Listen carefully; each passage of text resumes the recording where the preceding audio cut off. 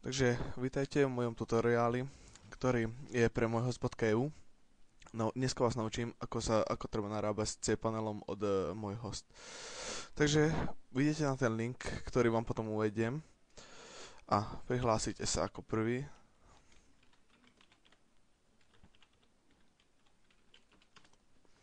Keď ste prihlásení, tu si môžete meniť profil, môžete si zmeniť heslo do cPanelu.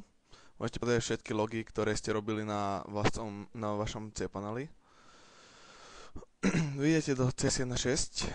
Keď ste už kúpili server, tak to budete mať medzi nimi. Stavy offline. Hlavne, aby ste nemali zablokovaný server. Tu si môžete pozrieť, že odkedy dokedy máte server. Vidíte na IP adresu. Pozrite si, tu máte všetky údaje o tom, ako je štartovaciu mapu, si môžete zmeniť všetky obrázkové statusy, tu máte config súbory si môžete meniť, to je server CFG, userciny, plugins, maps, sql.cfg. Tu taktiež máte uvedené, že odkedy dokedy, aký máte stav, či je zablokovaný. Tu máte všetky SFTP údaje, ktorým sa pripájate na FTPčko. Dáte zmeniť SFTP heslo na tomto VPS. Dáte si prihlasovacie meno do cPanela, dáte nové. Samozrejme predtým to treba dať vytvoriť. To sa len tam dáte, že vytvoríte užívateľa, dáte, že vytvoríte, máte to hotové, potom to dáte zmeniť. Dáte nové SFTP heslo, hociaké, aké chcete, dáte, že zmeniť. Takže zmena hesla prebieha v poriadku. Dáte označiť, zase dáte CS16, dáte sa tomu, máte SFTPčko vytvorené. Teraz tým pádom môžete dať data servera vytvoriť.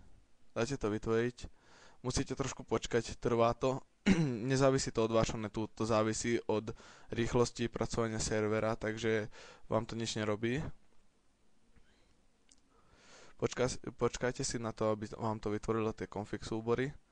Takže vytvorenie súborov prebehlo akože úspešne, dáte späť, takže dáta servera sú v poriadku a môžete spustiť váš vlastný CS server. Spustíte to, vráti vás to tu, takže teraz už máte stav online, zablokovaný nie, takže váš CS server je online.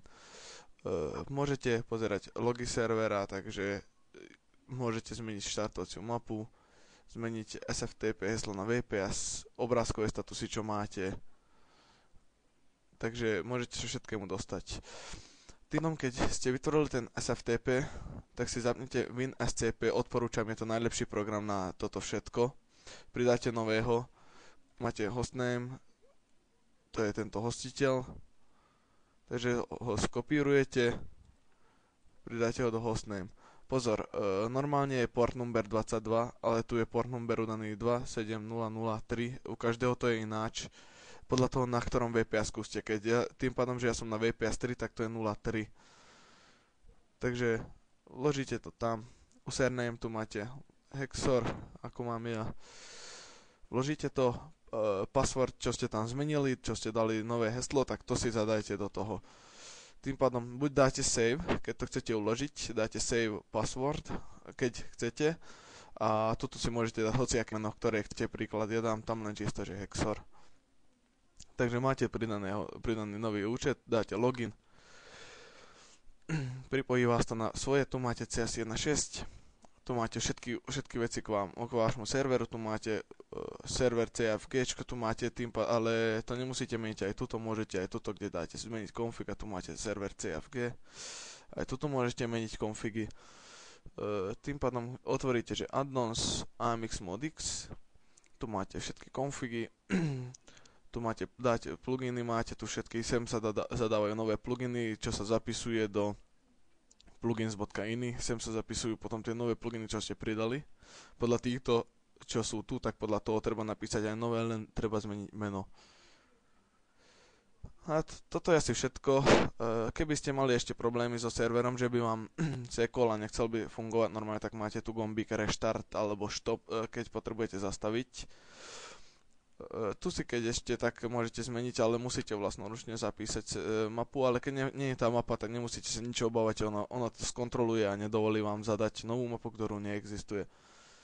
Takže tým pádom to je asi všetko ohľadom toho C panelu.